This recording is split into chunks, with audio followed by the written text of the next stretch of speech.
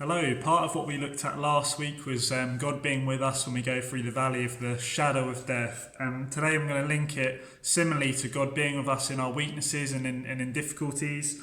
In 2 Corinthians chapter 12, verses 9 and 10, it says that he said to me, this is God speaking to Paul, "My grace is sufficient for you, for my power is made perfect in weakness.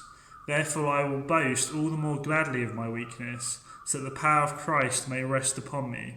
For the sake of Christ, then, I am content with weakness, insults, hardships, persecutions, and calamities. For when I am weak, then I am strong."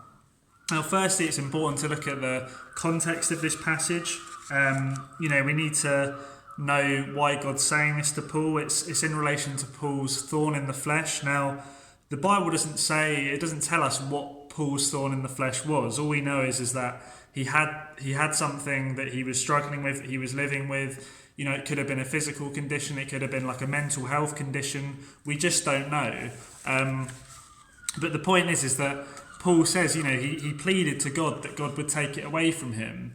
And God didn't, because he had a greater purpose. He wanted to use this particular thorn for good. And Paul says, actually I'm thankful that God's allowed me to have this particular thorn that he struggles to live with, because it actually means he's had to rely on God more. And he says that his weakness in that has made God's strength, perfect in him. And it's a lesson for us that in our weaknesses and our difficulties and our struggles in life, God's with us and he wants to help us and he wants to meet us in areas where maybe there's times we couldn't do it on our own without God. We can't do anything in life when you think about it without God, because he's created us and he's sustaining us. But there's some things you think, I absolutely have to rely for God on in this moment. At school, going back to school this week, many of you are heading back to school. Some of you might be feeling quite nervous about it, quite anxious. And you might be just feeling like, I'm in my own strength, I can't do this. But, in the Bible, in this passage, it says, God will help you. Your weakness will be made perfect by God's strength. Philippians 4 verse 13, I can do all things through Christ who gives me strength. God can help you in this. And it's those times often where you're feeling absolutely, I can't do this on my own. You look to God and he'll meet you in that. And it's just crazy, Paul says he delights in his weaknesses. What a challenge that is, to delight in our struggles and our anxieties and our worries, because we know that actually, God's going to help me in this, and I can see, I can worship God for helping me in this. I can see that God is my ultimate provider and helper. When I preached the other week, before I preached, I was feeling so nervous. I was like, God, there is no way I can do this on my own. You've got to help me in this.